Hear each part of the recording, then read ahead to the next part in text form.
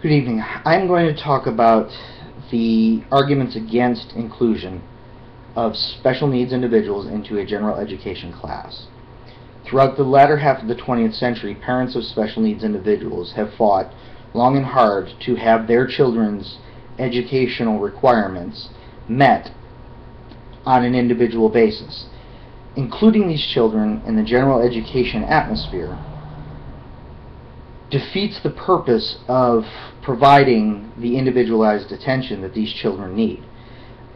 Allowing them and accommodating them is very difficult in a general education class. What happens is you now have such a great variance in the achievement levels of students in a general education class that those students that require the specialized, individualized attention are unfortunately neglected, in that there is physically not enough time in a class period to give them the remediation that they require. In the earlier grades, if their needs are met, there is a possibility that those scenarios, those disabilities would awash, because they were recognized early enough that extensive amount of individualized attention allowed the child to close the achievement gap and progress with normally developing children.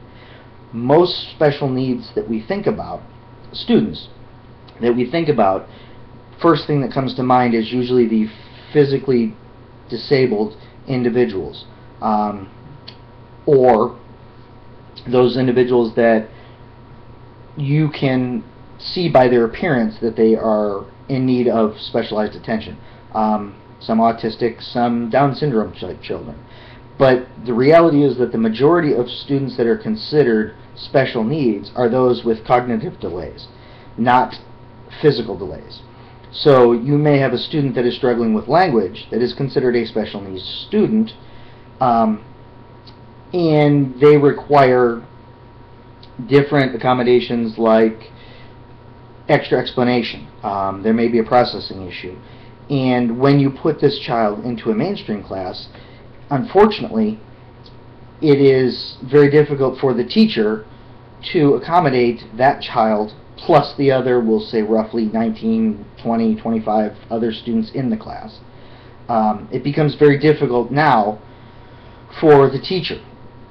The teacher's responsibility is to educate the class, and as such he or she needs to create a curriculum or a lesson plan that accommodates children of all achievement levels. If you have a child who is struggling with reading and you have to accommodate them or scaffold them or make the extra time to read with them, you take time away from the other students in the class. This may create behavior issues. This takes away time that the other students in the class unfortunately deserve.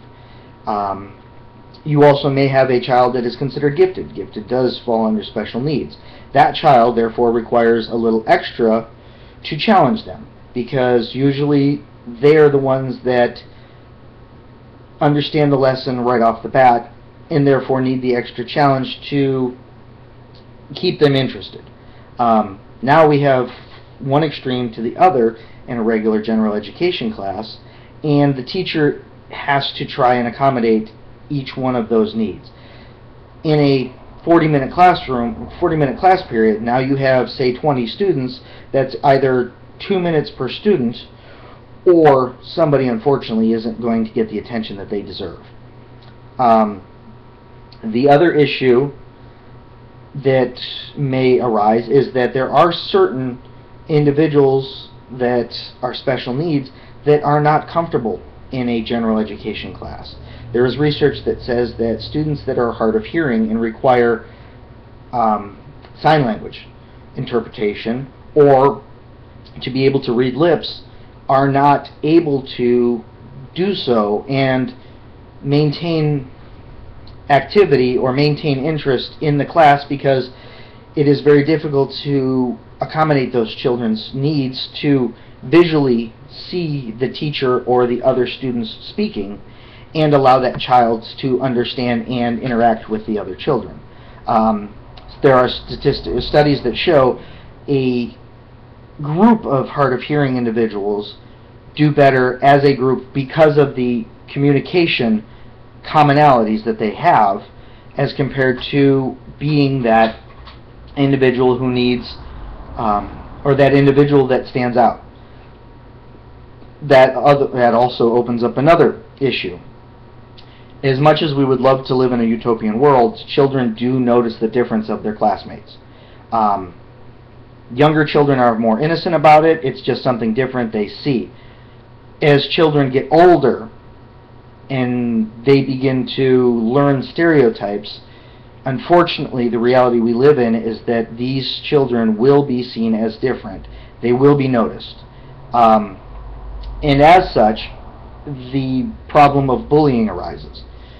We would hope in our classroom that you don't have that issue, but the reality in our society is that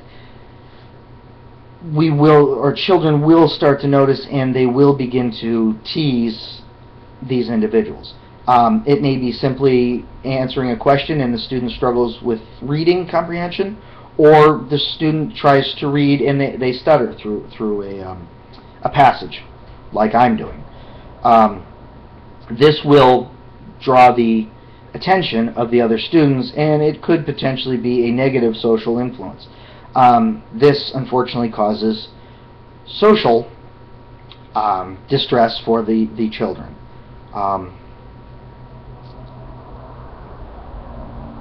I would like to do my best in my class to be able to accommodate each individual's special needs, but even in my class I have a child who is just over 3 years old. At the other end of the spectrum, I have a child who's almost 6. To be able to accommodate each of those individuals on a normally developing basis is a definite challenge.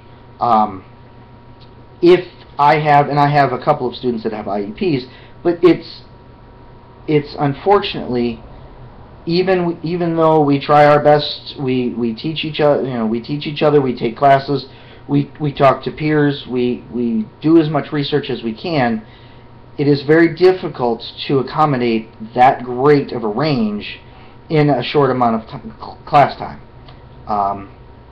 I hope someday we can get to the point where early detection of some of these special needs individuals will allow them to close the achievement gap, so that later in their educational careers they are a much more successful group of students. But I think that it's going to require a lot more effective teachers, intentional teachers, and that's going to take generations for us to accomplish.